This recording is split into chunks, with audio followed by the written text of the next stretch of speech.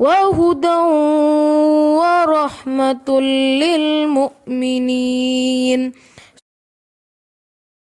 اعوذ باللہ من الشیطان الرجیم، بسم اللہ الرحمن الرحیم۔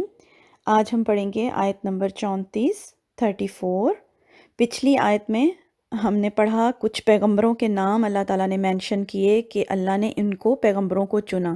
جیسا کہ ہم سب جانتے ہیں کہ اس دنیا میں اللہ تعالیٰ نے مختلف ادوار میں مختلف پیغمبروں کو اللہ تعالیٰ نے بھیجا اس دنیا میں انسانیت کی ہدایت کے لیے۔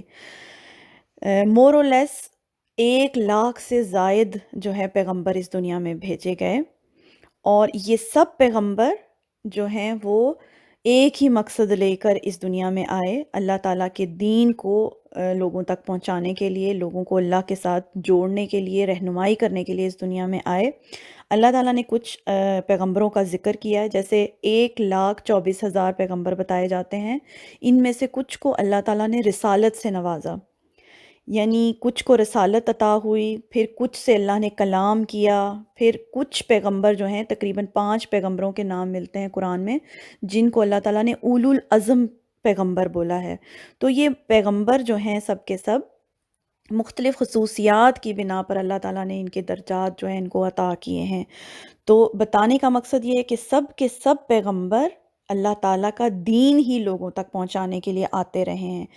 تو اس آیت میں اللہ کہہ رہے ہیں ذُرِّيَّةً بَعْضُهَا مِن بَعْضٍ، اولاد ہیں بعض ان کے بعض میں سے، یعنی یہ جو بھی پیغمبر آتے رہے یہ بعض پیغمبر بعض کی اولاد میں سے تھے، یعنی حضرت آدم علیہ السلام کی اولاد میں سے تھے حضرت نوح علیہ السلام، پھر حضرت نوح سے آگے نسل انسانی چلتی ہے، حضرت نوح کی ذریت میں سے تھے حضرت ابراہیم علیہ السلام، ٹھیک ہے۔ پھر حضرت ابراہیم علیہ السلام سے 2 شاخیں نکلتی ہیں، ایک طرف حضرت اسحاق علیہ السلام، اور پھر حضرت اسحاق کی ذریت میں سے جیسے بنی اسرائیل، اور پھر بنی اسرائیل کے آخری پیغمبر تھے حضرت عیسیٰ علیہ السلام، اور پھر دوسری طرف جو ہے حضرت اسماعیل علیہ السلام، اور پھر حضرت اسماعیل کی ذریت میں سے ہمارے نبی صلی اللہ علیہ وآلہ وسلم، اور پھر آل عمران کا ذکر ہوا، یعنی مبارک خاندان جن سے حضرت مریم علیہ السلام کی ولادت ہوتی ہے۔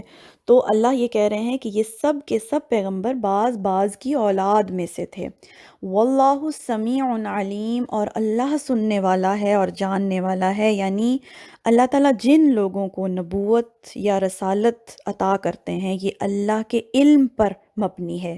اللہ بہتر جانتے ہیں اللہ کی حکمت اور مصلحت ہے، اللہ بہتر جانتے ہیں کہ ساری انسانیت میں سے کس کو اللہ تعالیٰ نے اس عہدے پر لے کر آنا ہے، کس کو جو ہے اللہ تعالیٰ نے چوز کرنا ہے اپنی نبوت اور رسالت کے لیے۔ یہ اللہ کے علم پر مبنی فیصلے ہوتے ہیں، یہ اس آیت میں بتایا جا رہا ہے۔ انشاءاللہ تعالیٰ پھر جو ہے اگلی ہم بعد میں پڑھیں گے آیت۔